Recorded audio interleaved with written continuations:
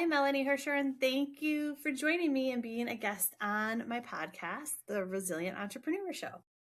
Thanks, Kate. I'm so happy to be here. I'm very excited to talk to you finally. I know you were referred by Alicia, who was on previously.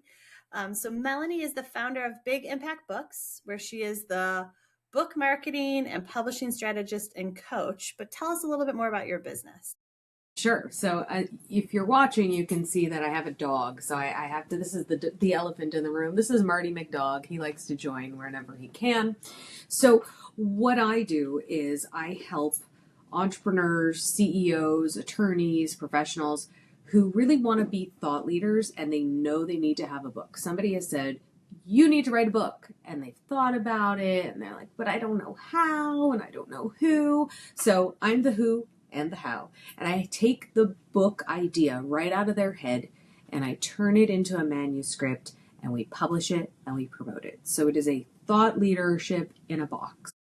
Love that. And I am that person. I think it's on my 5-year in the future plan of speaker, author, coach, phase 3. I'm in phase 2 of my career. I tell people as an entrepreneur is phase 2 after quitting corporate phase 1. I think phase 3 for me is author, speaker, coach. So love it. Glad that we're meeting today for future Kate when I'm ready. Yes. Yes. And I know it's probably hard, like that taking and writing a book and getting your thoughts on paper and writing it in a compelling way is a full-time job. So people that are working that want to be thought leaders probably can't take the time to necessarily do that without the help that you provide.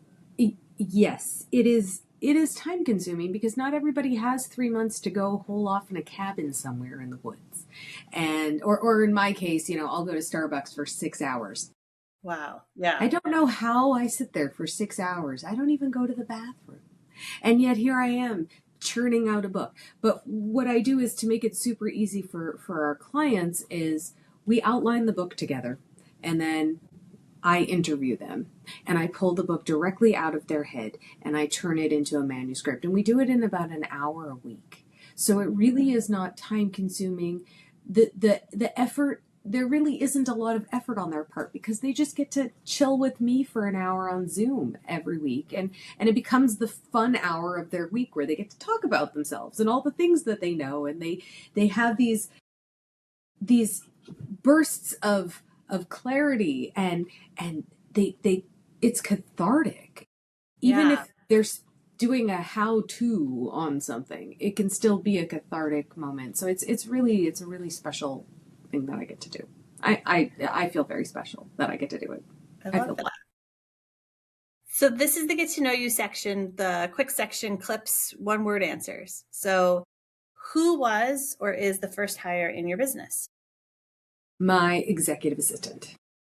Yes. Can't do it without someone to help us behind the scenes. No. True. Or where we were. Right. But you have to be able to delegate, and that was a whole other animal. True. Not like an animal here, but like an actual. Well, emotional support dog also. Yes. Right? He's not a hire. He pays me. Yep. What is the best software tool that you just can't live without that you use daily? Oh gosh. All of them? No. Shoot. This is a hard one. All right. Software. So, I'm looking at the bar across the bottom of my screen. Slack. We'll say Slack. Because otherwise I wouldn't be able to communicate with my team without it. So we'll say Slack. But I could name like 15 others at the same time. I'm sure if your toolbar and tab bar is like mine, right? Mm-hmm. And then what about AI? Is AI disrupting the writing world? We're hearing about all the disruption of AI. Do you use AI, and what's your favorite AI tool? So AI is hopefully separating the signal from the noise, and people who are not real experts who think they can rely on AI to write their books for them are going to be very disappointed when they can't copyright them because it's not their ideas. So I'm sure with publishing and editing, they would probably do some sort of AI generative check, you would think. Yeah, no, editing is different. Right. Editing is okay, as long as it's not creating ideas, but you cannot generate ideas and words that have been culled from other people and then pass it off as your own. It's called plagiarism. Yes, exactly. It's got a And AI name. does that. Plagiarism is real, right? New York Times sued one of, ChatGPT or one of them for copyright infringement. So right, and there are authors that are upset that their books are uploaded. So all that to say, my favorite tool is ChatGPT because I use it as a tool, not as an end. It is the means to get what I'm looking for. ChatGPT is very helpful for me in my sales. It helps me go through Zoom calls so that I can see what I said and not have to remember it. Because after having children, my memory is a fraction of what it once was. Well, our brains are as overloaded as the tabs on our screen. But I like AI, like you said, for meeting notes and summary notes to remember. And, as a virtual assistant or an AI assistant, it's helpful. And maybe as an editor, but not, you should also still be the creator, right? The Oh, content. absolutely. And I don't use it as an editor. I use it for typos. But in terms of editing, I have editors on my team because Yeah. I believe humans need to be involved. I use it for like I used to use Grammarly sometimes for like, oh, I'm Yeah. trying to think of a word. What word would substitute for this word? How would I rephrase this to be polite?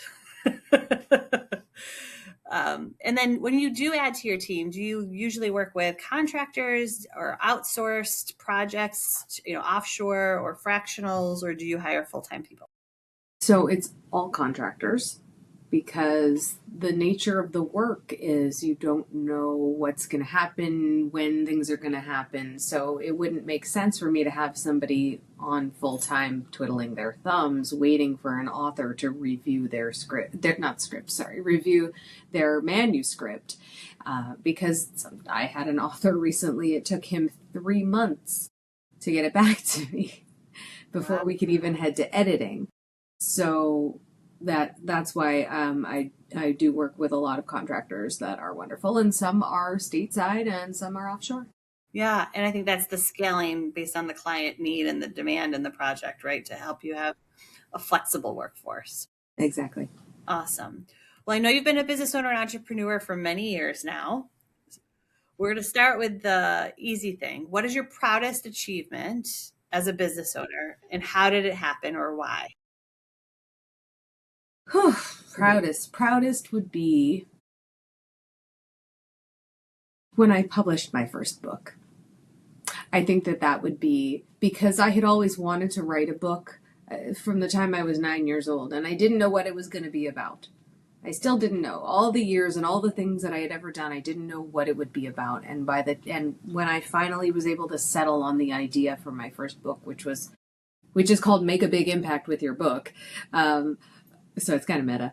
But once I was able to come up with that idea, I worked tirelessly to get that published. And that was a big feat and a big turning point for me. And as somebody said to me so brilliantly yesterday, there's life before being an author, and then there's life after being an author. And I'm living in the after, and it's really a great place to be.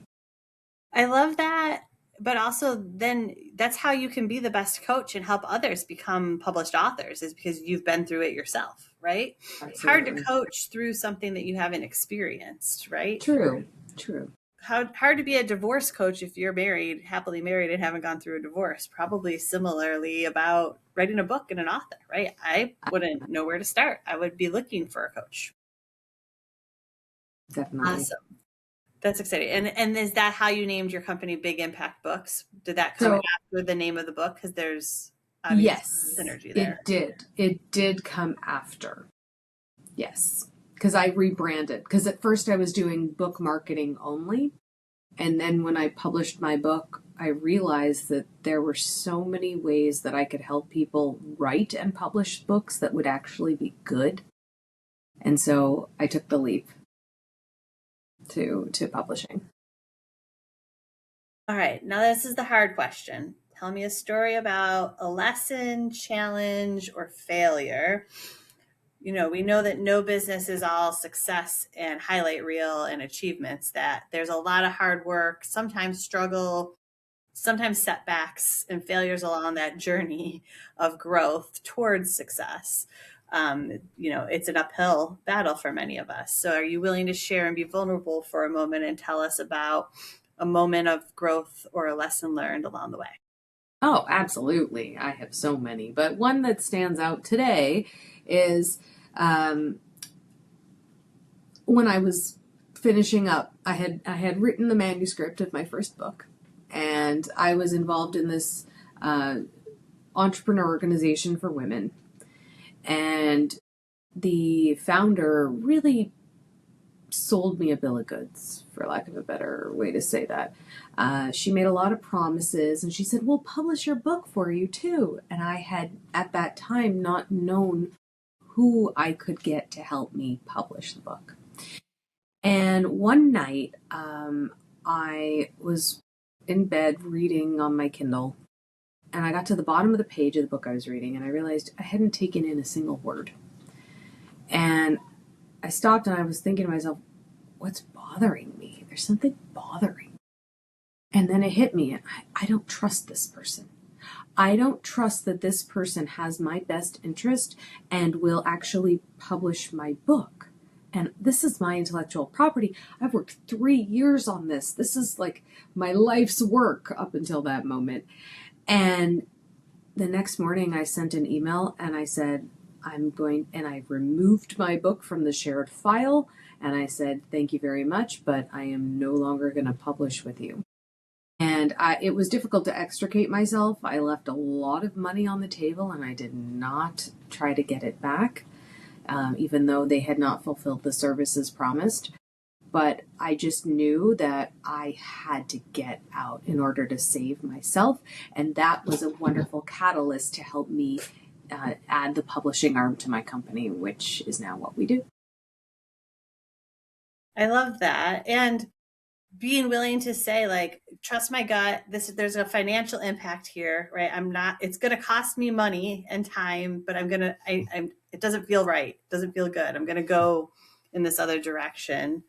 But then having pivoted, it also has now opened up another service offering in your future business. So that fork in the road caused you to now have another way of helping people like yourself going through similar experiences, which is huge. Yeah. So and I love when people turn a challenge or setback into a growth opportunity or a lesson learned, right? We don't see them as failure. It's only a failure if you quit, give up, and you would have said, "Oh, this is too hard, too difficult. I'm not going to publish." And the book was still on your shelf and had never seen the light of day. Exactly right. So the fact that you made it through that challenge and that it helped. And I've never heard somebody say, "I'm so mad I trusted my gut."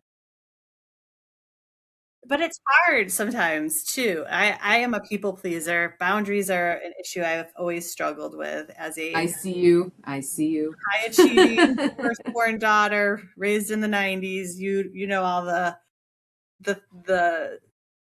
childhood stuff I bring with me. And so being able to say, I know this is not right. I don't trust this person. I trust my gut. I know what I want. It's huge. Mm-hmm. Yeah, I love that. Okay. Well, then let's talk about the future. We're at the end of the year, beginning of the new year. By the time this probably goes live on air, this may be my January 2026 episode at this point. What's on the plans? How are you planning to grow your business in the new year? Well, I am doing a lot of meditation, and I'm ready for new opportunities to come to me, but I have to stop seeking them out. They are coming to me. One other thing that I am doing is it's a little bit of a left field, but I also have a spiritual side, and I am able to do a certain kind of reading for people. So it's it's exclusive, and it's not for everybody, but I've been able to I'm trained in what's called Akashic Records. I don't know if you've ever heard of it, but it's basically the being able to access the soul's records, past, present, future.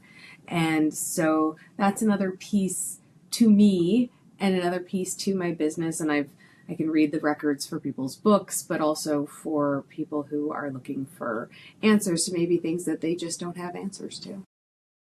I love and helping people tell their story, but like thinking about the past that helped them get to the point that they're at today, right? I was talking to someone recently about energy healing and um, I don't know, chakras and opening up the flows, and how people have fear that blocks them from moving forward and making changes. And so I think it's a great time in the new year, especially when we all sit down and set goals, or I sit down and set goals and intentions, both personally and professionally, to maybe do some of that healing work as well. For me, maybe the boundaries and the not being able to say no and the people pleasing stuff of how is that preventing me from meeting my full potential, being my future self. Yes. Yes, exactly. And, there's an acronym for fear that I remind myself of daily, which is false evidence appearing real. That's Oh, all that fear is. I like that. Yeah, very cool. Well, how are you planning to add the new energy part of your business? Is that for just the people that are working with you as published authors, or are you planning to offer No, that to anyone? it's I mean, it's for mostly people who are seeking something beyond what they can see. So it isn't tied to book publishing. It's sort of a separate piece. I mean, I'm still me, so I can be two things at the same time, as can most people who are Geminis like myself. I love that. Well, how can I help you in the new year with growing your business? Oh my gosh, that's a very special question. Thank you. So, people who are ready to write their book, I am ready to help them make it a reality in 2026. We do it in 12 months. The book is published within 12 months. So, anyone listening in January of 26 or January of 2030, it takes 12 months, and within that, we have a book published and promoted. I love that. That would be a great New Year goal for a lot of people, I'm sure. Well, thank you for being so open and honest and joining me. I'm glad that we were able to have you as a guest to share your story and help others. I'm sure there's a lot of people watching that are entrepreneurs and business owners that have in their mind been like, could I be an author, speaker? What comes first? I've talked to people. My most recent guest, Dr. Sarah Gleva, was a speaker, TEDx speaker, and is a speaker before her book is being published, but now is writing a book. But some people think the reverse order needs to happen. Mm-hmm. And so I think we all have wonderful stories that we can share about our life experiences or careers or journeys and that might have an impact on others that people are going to relate to. They will have an impact because that's how humans learn, is through story. That's what makes us connect on this deep emotional level, is hearing somebody else's stories and being able to see ourselves in that. So absolutely, always share your story, whether it's on a stage, in a book, or both. Although I will say that, of course, I'm slightly biased, but there are stages that are not available to people without a book. Yeah. So a lot more opens up when you do have a book. Yeah. That's awesome. Well, I appreciate you sharing your story and being on our Resilient Entrepreneur Show. I hope this helps other people find their story and reach out and decide to take that leap and become a published author. Now that you've been on my show, who do you recommend that I interview next? Okay, well, you need to interview Sarah Hubbard, whose new book called The Intentional Networker is coming out right now. And she is a mortgage broker who has, she's fantastic at what she does, and she's also a brilliant networker who has taken her system and turned it into a book and a keynote, and she has her own networking group, and she really understands how, you know, somebody can walk into a room, get overwhelmed, and turn around and leave. And she gives tangible how-tos and mindset tricks to really get amazing results in networking. I love that. Well, I would love to meet her. I do not know her, and networking is one of my superpowers. So I'm sure we'll have a lot to share and talk about on that episode. Amazing. All right. Well, this has been wonderful, and thank you again. I really appreciate your time in storytelling and story sharing. And from a writer and author, I wouldn't have expected any different. Because Good. I'm glad I did not disappoint. All right, thank you. Thanks, Kate.